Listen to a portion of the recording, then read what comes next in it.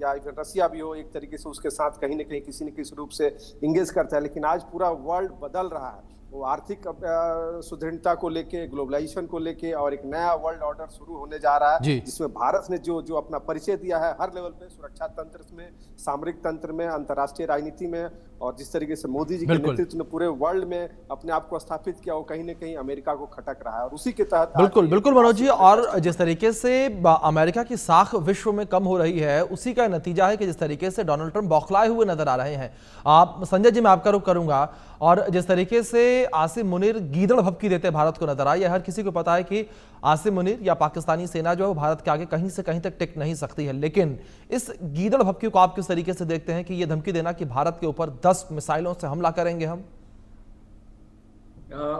ये आपके सवाल का जवाब देने के लिए बहुत जरूरी कि हम पीछे जाएं।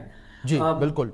देखिए, हिस्ट्री में हमने देखा है 47, 65, 71, 99, 2016 जब हमने सर्जिकल स्ट्राइक की थी, फिर 2019 में बालाकोट में सर्जिकल स्ट्राइक की थी, और अब ऑपरेशन सिंदूर।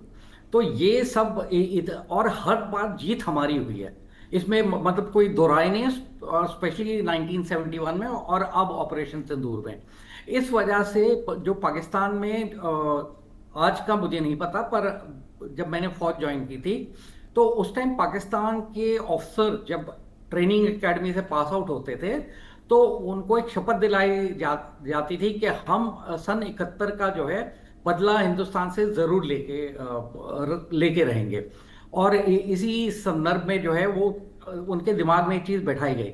1998 में दोनों देशों ने न्यूक्लियर ब्लास्ट किए थे, और उसके बाद क्योंकि पाकिस्तान को पता था कि वो कन्वेंशनली हमारे खिलाफ जो है टिक नहीं सकता है, पर न्यूक्लियर ब्लास्ट करने के बाद जो है अब दोनों देशों के पास न्यूक्लियर वेपन हो गए, जो कि एक्चुअली बहुत ज्यादा तबाही मचा सकते हैं अगर उसका इस्तेमाल किए। और वही चीज का ये जिक्र मुल्ला मुनीर कर रहे थे।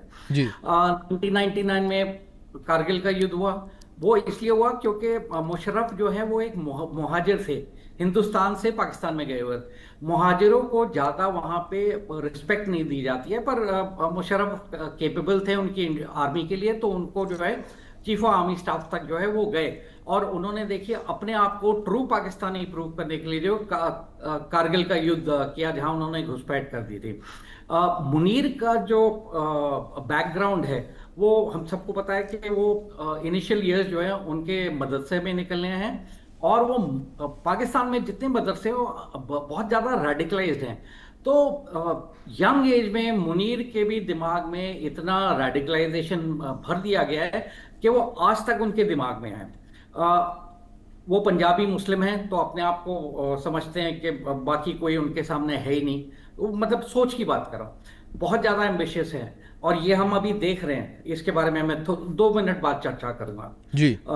उन्होंने जो है आईएसआई और मिलिट्री इंटेलिजेंस जो है उसके अंदर पाकिस्तान की, उसके अंदर उन्होंने सर्विस की है।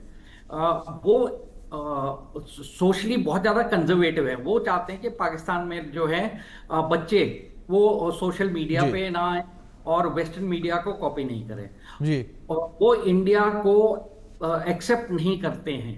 वो बोलते हैं कि जो हिंदू हैं और हम मुसलमान, हम एक जैसे नहीं है, हमारे कस्टम अलग है, रिलीजन अलग है, हर चीज अलग है।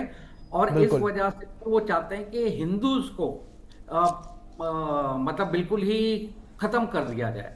अगली जो उनकी सोच है वो रिलीजियस आइडेंटिटी पर बहुत ज्यादा है। वो मतलब मुसलमान इस्लाम, बस इसी चीज के ऊपर जो है वो चलते रहते हैं, और वो ओपनली सपोर्ट करते हैं टेररिस्ट को। यहां तक तो इनकी सोच के बारे में। अब मुल्ला मुनीर ने ऑपरेशन सिंदूर हारने के बाद भी उन्होंने अपने आप को फील्ड मार्शल जो है मनोनीत करवा दिया। वो इसलिए करवाया क्योंकि वहां के आर्मी चीफ को जो है उनकी गवर्नमेंट या उनके जो कोर्ट हैं, सिविल के कोर्ट हैं, वो हटा सकते हैं। पर फील्ड मार्शल आप पूरी जिंदगी के लिए होते हैं, और आपको ना गवर्नमेंट हटा सकती है और ना ही वहां की कोर्ट हटा सकते हैं। उन्होंने आज की तारीख में गवर्नमेंट जो है पाकिस्तानी गवर्नमेंट है, स्टैब्लिशमेंट, उसको बिल्कुल ही साइडलाइन कर दिया है। और ये आपको पता है कि ना ना वो शरीफ की सुनते हैं, ना जरदारी के साथ वैसे ही उनकी प्रॉब्लम्स चल रही हैं।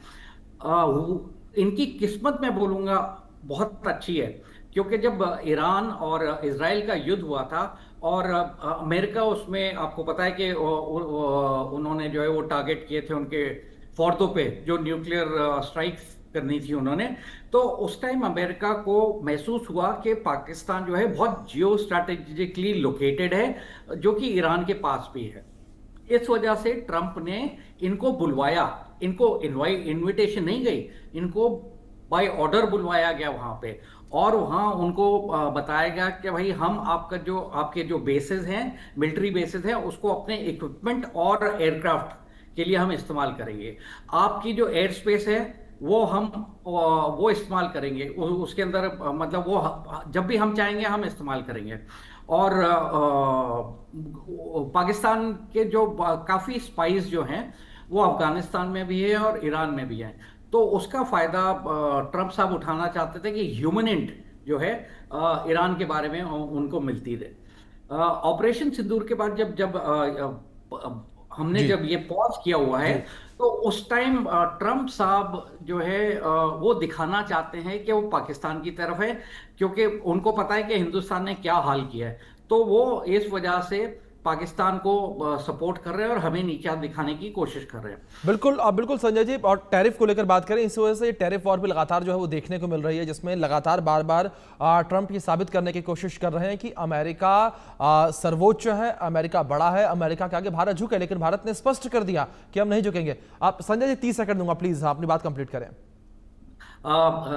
देखिए, तो उसके बाद जो है जैसा ट्रंप साहब ने वो स्टेटमेंट, वो ट्वीट कर दी थी जी कि 5 जहाज जो हैं गिराए गए। उन्होंने ये जी नहीं बोला पाकिस्तान का, हिंदुस्तान का, पर हमारे लोग जो हैं, जो पॉलिटिकल स्फीयर में, वो ये बोलने लगे कि जी हमारे यहाँ जहाज कैसे गिर गए, आप इसके बारे में बताइए।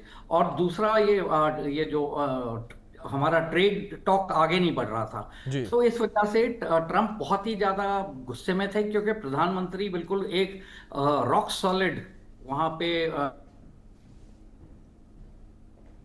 संजय जी ठीक है, मैं आपका रुख करूंगा, बातचीत करूंगा। मैं प्रोफेसर मनोज जी का रुख करूंगा। प्रोफेसर मनोज जी, इस बीच जहां आसिम मुनीर का ये बयान चर्चाओं में बना हुआ है, जिस तरीके से भारत को गिदड़ भभकी देते नजर आए, लेकिन फ्लोरिडा में एक इंटरव्यू के दौरान उनका जो बयान है वो भी चर्चाओं में बना हुआ है, जहां पर वो खुद ही पाकिस्तान को एक कचरे वाला ट्रक बता रहे हैं। उन्होंने कंपेयर किया कि भारत हाईवे पर चलती हुई चमचमाती मर्सिडीज कार है और पाकिस्तान उसी पर चलता हुआ एक कचरे से भरा हुआ ट्रक है। लेकिन वो अलग बात है, कंक्लूजन उन्होंने कुछ अलग किया था, लेकिन हाँ बयान यही था उनका। मनोज जी। देखिए अभिषेक जी, ये जो आसिफ मुनीर का जो स्टेटमेंट है वो बिल्कुल ही मतलब एक तरीके से पाकिस्तान को एक्सपोज भी कर रहे हैं कि उनकी वास्तविक स्थिति क्या है और भारत आज कहां से कहां पहुंच गया है विश्व के राजनीति में और अर्थव्यवस्था में और सामरिक दृष्टिकोण से। देखिए, भारत एक विश्व का सबसे बड़ा लोकतंत्र देश है और एक जिम्मेदार देश है और संयम बरतने वाला देश है, डिप्लोमेसी को मानने वाला देश है। लेकिन आज जिस प्रकार से ट्रंप और मुनीर मिलके पूरे वर्ल्ड के सामने एक टेररिस्ट कंट्री को जिस तरीके से ये लोग दिखा रहा है, तो मुझे लगता है कि इससे अमेरिका का तो साख जा ही रहा है। और साथ साथ आप देखिए, अभी इसके पहले जो डिफेंस एक्सपर्ट संजू सर बता रहे थे कि किस तरीके से उन्होंने अपने आप को मतलब फील्ड मार्शल बना लिया और ये विश्व का ऐसा कोई देश होगा जहां पे युद्ध हारने के बाद वहां पे लोगों को इनाम में इस तरीके का प्रमोशन होता है। तो ये भी एक अपने आप में बड़ा ही अजीबोगरीब स्थिति है पाकिस्तान की। और रही बात, देखिए पाकिस्तान भारत के साथ डायरेक्ट कभी भी कन्फ्लिक्ट्स में जीत नहीं सकता है। अब रही बात कि उसको हमेशा से किसी न किसी ने एक तरीके से गोद में लिया है, कभी चाइना गोद लेता है, कभी अमेरिका लेता है। और आज जिस तरीके से भारत ने ऑपरेशन सिंदूर के माध्यम से पाकिस्तान को घुटने पर ला के बैठा दिया, जो 6 तारीख से लेके 10 तारीख के बीच में 6 से 7 मई की जो लगभग जो टेररिस्ट जो उनके जितने भी इंपॉर्टेंट ठिकाने थे उस पर जो अटैक हो, उसमें लगभग 100 से ज़्यादा आतंकवादी मारे गए।